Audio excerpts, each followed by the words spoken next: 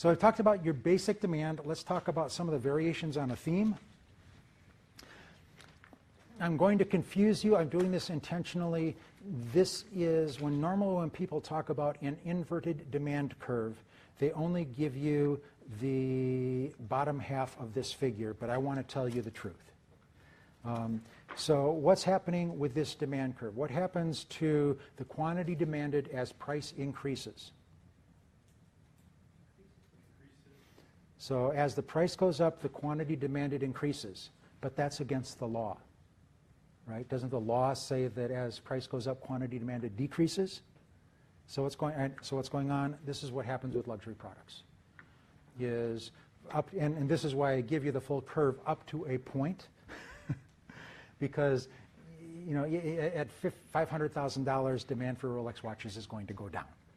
Okay, but up to a point within that sweet spot for luxury products, for status goods, raising the price can increase demand. That's important to understand if you're trying to manage prices, because cutting price on a Rolex watch is not going to stimulate sales. All you're doing is giving money away. This one is the kinked demand curve. This is a situation you find in oligopoly markets where there's a small number of players dominate the market. Is the kinked demand curve elastic or inelastic?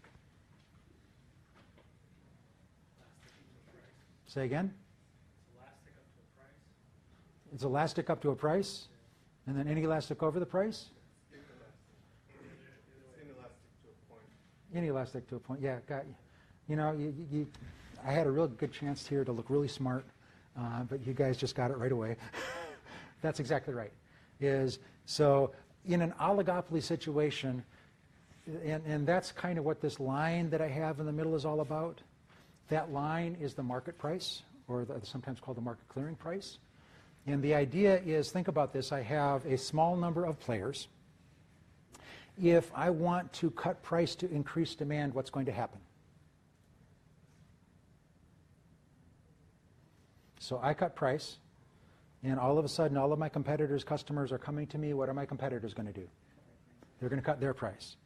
So in an oligopoly situation, if I cut my price, competitors are likely to match my price cut, which just means customers win, because I'm selling the same amount, but now we're selling at a lower price.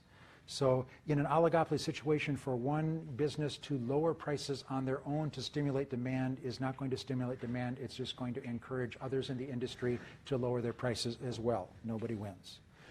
What happens if I decide that my profit objectives are not going to be met? I'm going to raise my prices. I'm going to raise my price, and all of a sudden my customers start defecting and going to the competitors. What are the competitors going to do?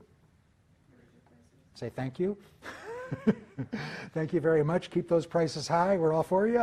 If it works out for you. But again, if I raise my price by myself, customers are going to defect to the competition because the competition is lower price. So demand is highly elastic. I'm going to lose a lot of customers if I raise my price. I'm not going to get very many new customers if I lower my price. So what's the obvious solution to this problem? Say again? Work as a team. Why are we cutting each other's throats? Let's just get together and arrange a price where everybody can make a living and everybody wins. That's called price fixing, and it's illegal. And it's illegal specifically because if we didn't, then prices would be very high and we would win. The reason this is important is most consumer packaged goods are in what we call monopolistic competition situation, where there's 2 or 3 major players that dominate the market. So in effect, it has an oligopoly pricing situation. Think about breakfast cereal. How many breakfast cereal companies are there? Say again? There's the 2 major ones, right? There's Kellogg's, there's General Mills, there's Quaker. Quaker was owned by General Mills. Quaker's owned by General Mills? Okay. Post, maybe do they still make Post? So 3, 4, 2? I thought General Mills owned like... Yeah, General Mills owns pretty much everything. That's why they call them General.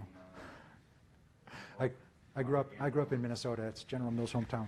So you think good of them. 3M and General Mills are good companies. Anyways, the point is most consumer products are in this situation. So think about cereal. You ever notice that cereal is always kind of the same price? Kind of doesn't matter what brand, what kind. This is oligopoly pricing. And if one company reduces the price of their cereal, what happens to everybody else? It comes down to, or you put it on sale, or I'll match your coupon again. In this situation, excuse me, a company individually is it's not difficult for a company individually to change prices. The way that it actually works in oligopoly situations, and we'll talk about this again, is a mechanism called price signaling.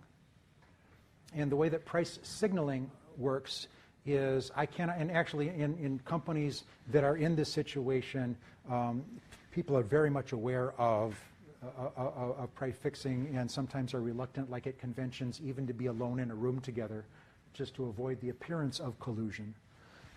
But the way that price changes happen in oligopoly situations is price signaling.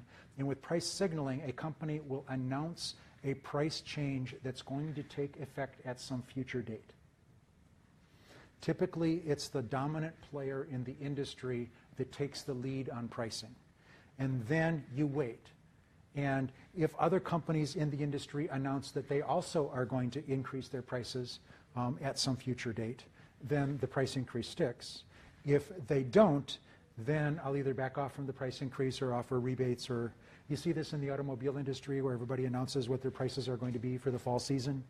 And then if somebody doesn't fall in line, we get rebates. But again, it's not colluding with each other, but it's a mechanism for effecting price changes in an industry situation where an individual company isn't in a position to change prices on their own. Okay. Are we done with this? Good.